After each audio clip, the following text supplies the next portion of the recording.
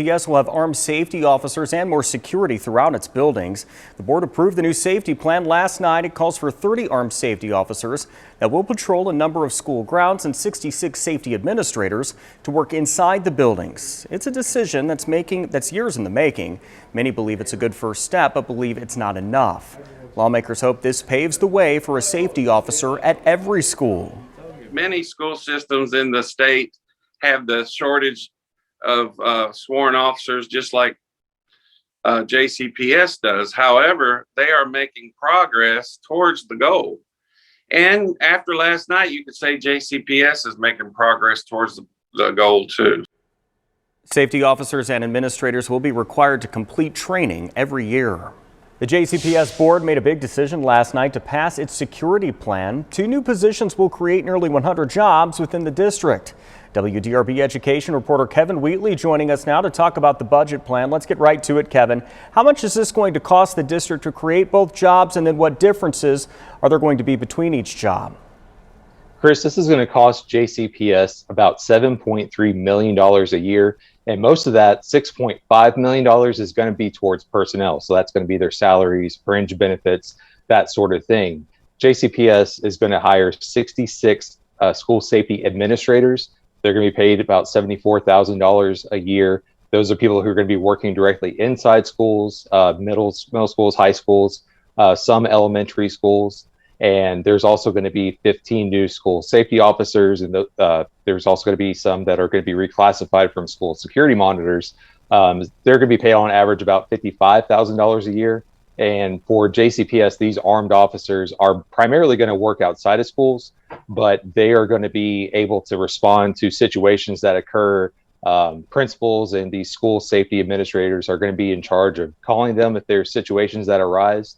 I think the big difference is that while the officers are going to be mostly outside of the schools, the administrators are going to be inside the schools dealing with things like doing threat assessments, doing things to support culture and climate inside of schools. And so there's really kind of a two-pronged approach that JCPS is taking to this. There's still going to be quite a few people to hire in this process. What is all of that going to look like? Well, it's going to be up to the schools on the school safety administrator portion of this. We talked to Superintendent Polio last night after the board meeting. He said that he would like to see these positions in place by the start of the school year. With officers, it's a little bit different. They're going to have to go through state training for this. And so there's going to be an enrollment period that they have to go through. They're going to have to hire these people. They're going to get them enrolled in training. And so there's a little bit more of a different timeline with that because of the specifications that those require. So it's going to be kind of, they would hope to have this all in place by the start of the school year, but I could see a situation coming up to where maybe they don't have all the officers in place at the time and have to do that hiring and training process as the school year progresses. Who's going to provide that training? Obviously, that's very important. And JCPS is going to do 60 hours of training for both the administrators and the officers, and areas like de-escalation, implicit bias, some of the things that they want to control and they want their officers and safety personnel to be aware of. Now, for the officers, they have to do an extra 40 hours of training. This is annual training that both of these positions have to go through, but the officers have to go through an extra 40 hours of state training. That's where, the normal process of, law enforcement training, POP certification, those sorts of things. And that's provided by the state out of Richmond. And let's talk about a timeline. When can students and families expect to see changes in their schools?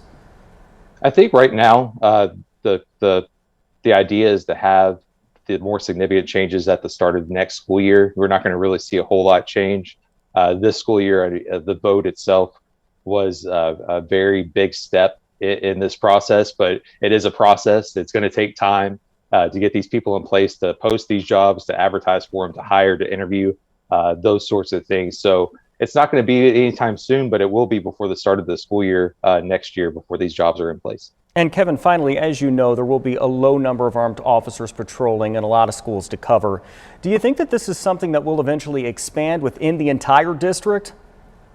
I think there are definitely people who want that to happen.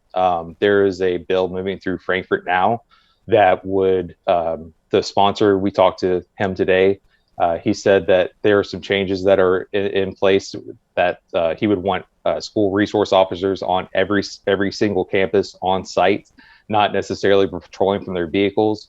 But he told us today, Representative Kevin Bratcher said that one of the things that he is going to be changing this proposal is to not necessarily put a hard deadline on it, but to give schools some encouragement to make some progress towards that. And he said JCPS's plan does that.